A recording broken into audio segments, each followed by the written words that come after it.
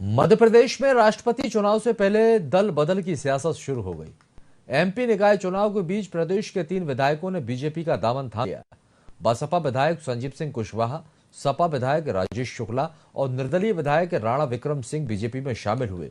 तीनों विधायकों को सीएम शिवराज और बीजेपी के प्रदेश अध्यक्ष बीडी शर्मा ने पार्टी की सदस्यता दिलाई। इन तीनों विधायकों के बीजेपी में शामिल होने की एक बड़ी वजह राष्ट्रपति चुनाव भी माना जा रहा है। इसी पर देखिए हमारी खास रिपोर्ट। बहुत बहुत बधाई।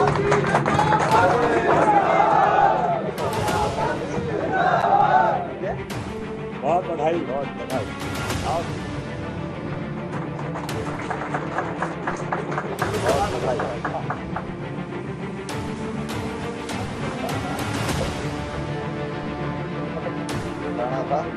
बहुत बधाई।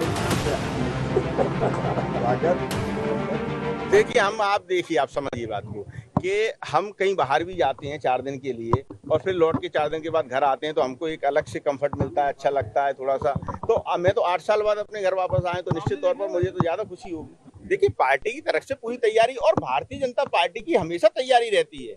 ये संगठन लगातार कार्य करता रहता है, अपने कार्यकर्ताओं को कार्य में लगाए रहता है। तो निश्चित तौर पर भारतीय जनता पार्टी को चुनाव आ गए तो तैयार नहीं होती, और तो ये तो अन्य दलों की बात है कि चुनाव आ गए तो उनकी तैयारियां शुरू होती है। भारतीय जनता पार्टी के कार्यकर्ता, भारतीय जनता पार्टी के नेता लगातार जनता की भलाई में, राष्ट्र के कल्याण में, प्रदेश के विकास में लगे ही लगातार। मध्य प्रदेश में तीनों विधायकों के बीजेपी में शामिल होने के बाद भाजपा विधायकों की संख्या अब सदन में बढ़कर 130 हो गई।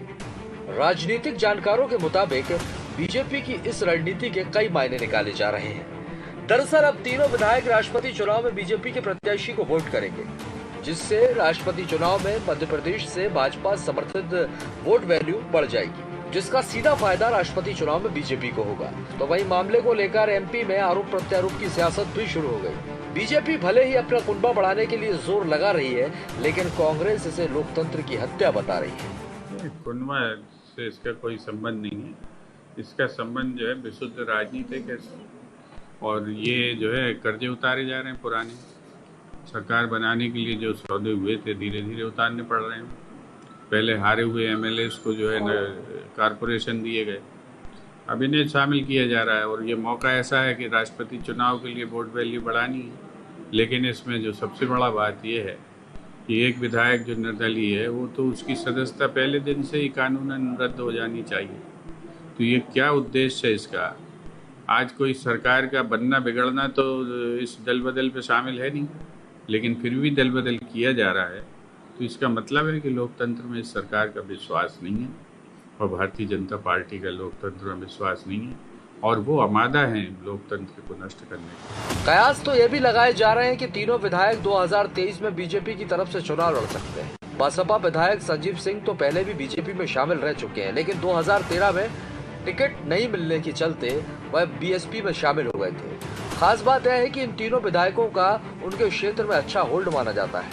ऐसे में तीनों निकाय चुनाव से पहले बीजेपी में शामिल होकर पार्टी को कितना मजबूत करेंगे, ये देखने वाली बात होगी। Bureau report, VIP news.